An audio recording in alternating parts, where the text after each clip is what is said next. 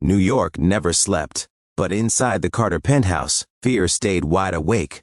Evelyn Carter stood barefoot on the cold marble floor, one hand pressed against her swollen belly, the other gripping the edge of the table to keep herself from falling.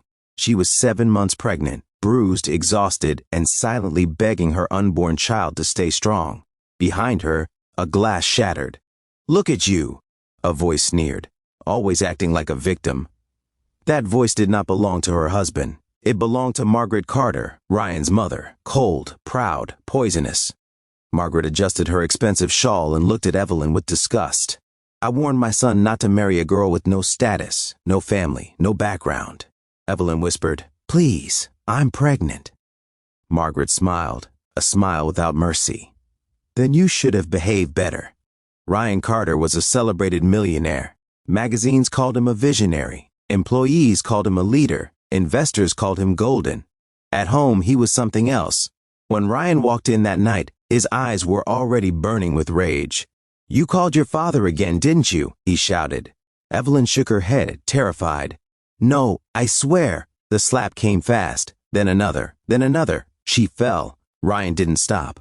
Margaret stood there watching, not screaming, not helping, only saying coldly, "Teach her obedience." Evelyn curled around her stomach, counting every blow not on her body, but on her soul. By the time Ryan stopped, she could barely breathe. "Clean this mess," he said, walking away. The door slammed. Silence screamed. The lie that built a marriage. Ryan never knew the truth. When he met Evelyn years ago, she wore simple clothes and worked in a small bookstore. She laughed softly, spoke kindly, and never once mentioned her past. She told him she was ordinary. She lied. Not because she was ashamed, but because she wanted love without fear. Her real name was Evelyn Anderson. Her father was William Anderson, a billionaire whose wealth never made headlines, a man whose power worked silently, a man people crossed only once. William had warned her, some men love control, not women. Evelyn chose hope instead, and hope betrayed her. The second negative character, the best friend there, was someone else who hated Evelyn.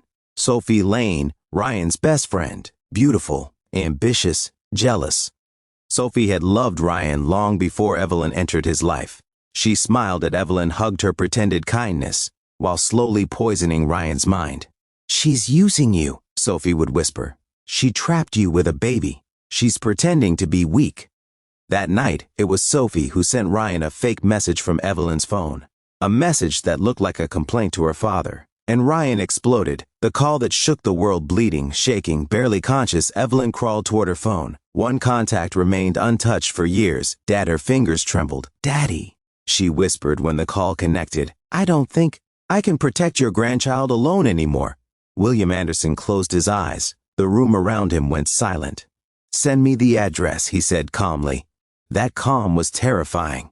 When Power walked in the next evening, Ryan was laughing with Sophie, celebrating a new business deal. The doorbell rang. Ryan opened the door, and his smile died. An older man stood there, dressed simply.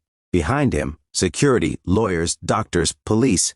"I'm here for my daughter," the man said. Ryan's throat went dry. You're William Anderson." William didn't look at him. He walked straight to Evelyn. He saw the bruises, the swollen lip, the fear in her eyes, and for the first time in decades, William Anderson's voice shook. "I failed you," he said softly, "but I won't fail you again." The fall of everyone involved. What happened next wasn't loud. It was surgical.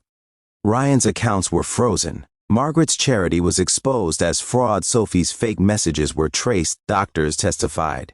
Cameras spoke. Witnesses broke. Margaret screamed in court. Sophie cried and begged.